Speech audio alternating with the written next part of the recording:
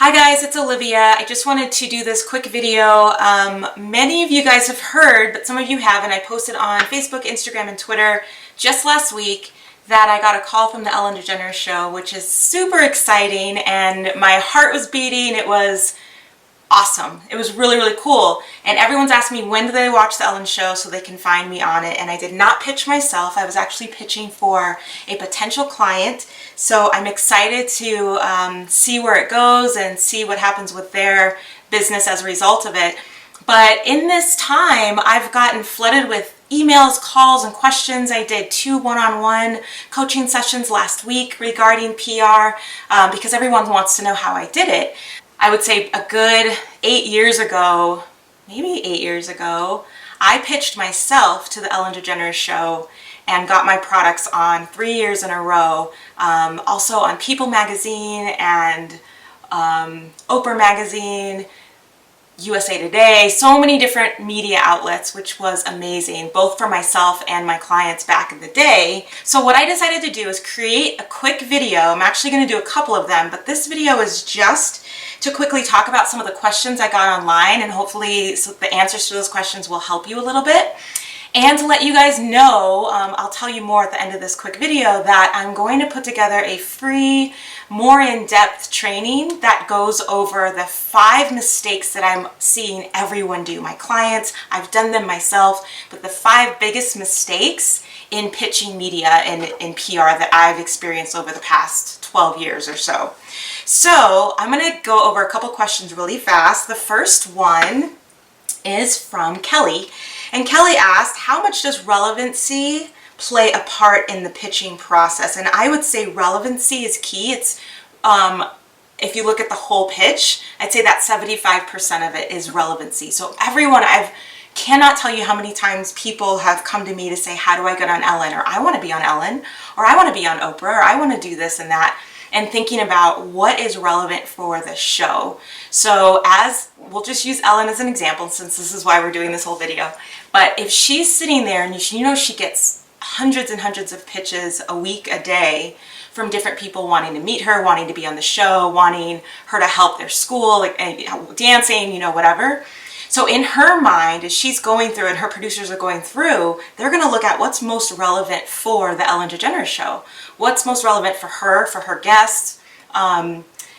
You guys know that if you know anything about Ellen, she loves to dance. That's a huge part of who she is, her brand, her show. And so a lot of times you can come in with that angle as far as relevancy goes.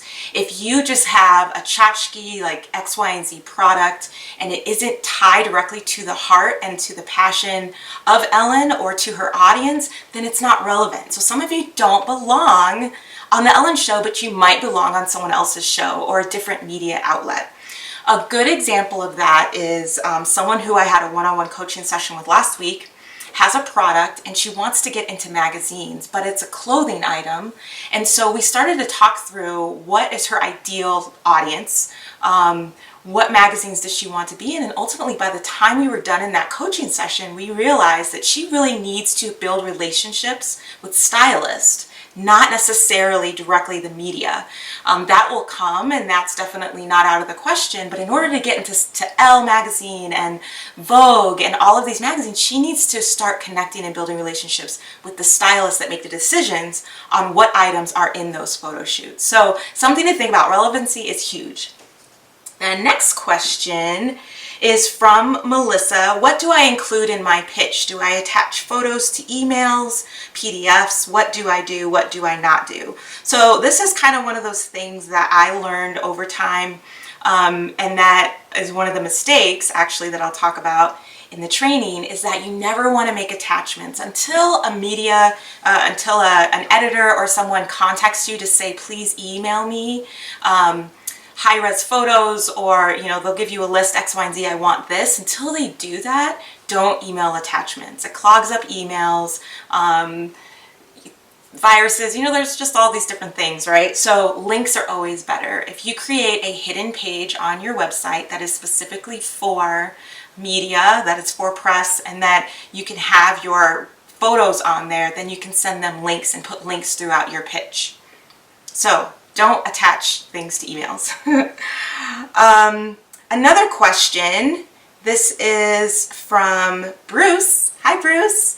Asking about the relevancy and the efficiency of the press release. So PR people can agree or disagree with me. My personal thought and preference around the press release is that for PR purposes, to gain attention of editors, to get yourself into magazines, on blogs, on TV shows, the press release is dead. I don't do press releases anymore for that purpose. I always do a very personal pitch. So in my email, and I'm giving you guys my secrets before you take the training. No! In my email, I always start off with a sentence or two that is extremely personal to the editor, to the magazine, whoever I'm pitching. Never copied, never cookie cutter, very, very personal to what they've just written about, what they're doing. And then the rest of it is I call it a soft pitch just because it's in an email. It's very straight to the point, very short and sweet. So if they're scanning and they're getting hundreds of emails, they can see exactly, they could say, yes, this is relevant. Yes, this might work. No, it might not.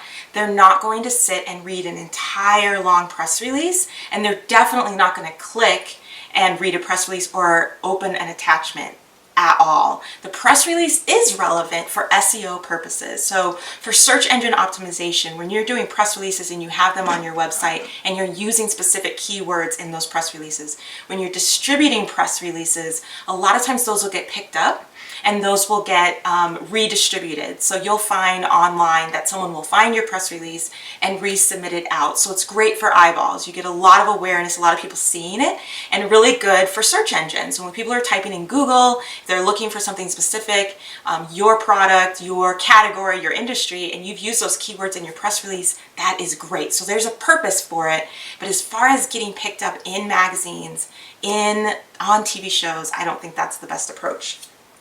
All right, the last question I have is from Crystal, and she said, please talk about the importance of persistence. So with PR and just owning your own business, I want to applaud you if you have started your own business or are on your way to doing that. It takes a lot of guts. It's very scary, and you're putting yourself out there for the world to criticize, to accept, and to reject. So in the world of PR, you do have to have really, really thick skin, and even now, after years of doing that, it is hard for me to have thick skin and to know that when I don't hear anything, it's not necessarily a no, and when I get a no, to move on. Because for every 10 no's, there's going to be that one yes. So I would literally say to you, to that point, a lot of times I'll pitch 10 different media outlets or media contacts and not hear a word, 10 to 15, and maybe get something back to say maybe. But it's like 10 to 20 pitches and then you get one. So if you've pitched maybe 2 different shows or magazines or blogs and you haven't heard back, you've only done 2. Get to 10 to 20 and then kind of reassess and go from there. But you have to have thick skin. I just told another person, this was the second one-on-one coaching session I had last week. She says that she's been pitching and she can tell by her emails, this is really smart of her, that she's gotten a specific editor from a magazine to click on her email 20 different times. And I said, that's really good, but she hasn't heard from them yet. And I said, but the fact that they're clicking and they keep going back means every time a new month comes up and a new editorial calendar comes up, they're going back to your email to see if it's relevant and see if it fits. And it hasn't fit yet, but I will tell you, I pitched, gosh, what magazine was it? I want to say it was Us Weekly, and I didn't hear from them for 6 months. And I thought they had forgotten about me. It was a no.